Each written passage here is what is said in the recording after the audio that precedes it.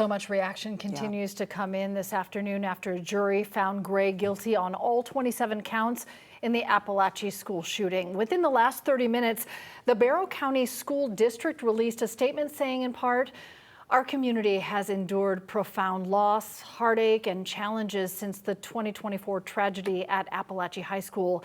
Yet alongside that pain, we have witnessed uplifting acts of kindness, unity, and remarkable strength.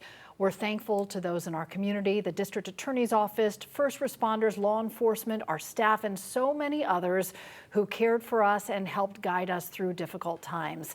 Together, we will continue to support one another, heal, and overcome." And we do know that the jury was swayed by the prosecution's argument that Colin Gray ignored warning signs that his son Colt's mental health was deteriorating.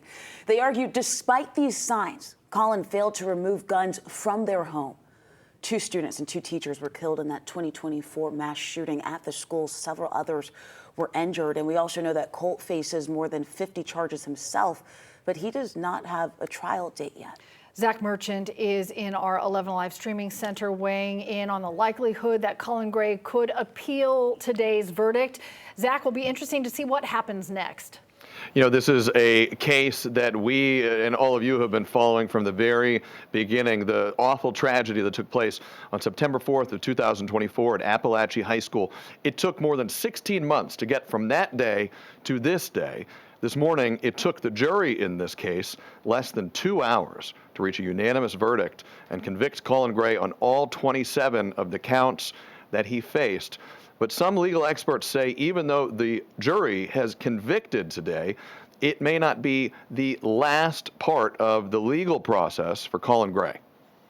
As a former prosecutor, you never really imagined being able to charge parents in this way. And so ultimately the precedent's been set. The bar is lower. My belief, suspicion and belief is that this is going to play out in front of the Georgia Supreme Court because it expands the doctrine of parental responsibility in a way that we've not seen before. And so they're going to have the ultimate pass on it. So that is Robert James. He's now in private practice. He used to be the elected district attorney in DeKalb County, so he is intimately familiar with how prosecutions under Georgia law go. And he and many other legal experts indicating that an appeal is quite likely, in no small part because this is, in legal terms, what's known as a case of first impression. The first time a Georgia jury has heard a case where prosecutors have charged a parent in addition to their child who is accused of committing a school shooting. We're going to continue to follow this case every step of the way, guys.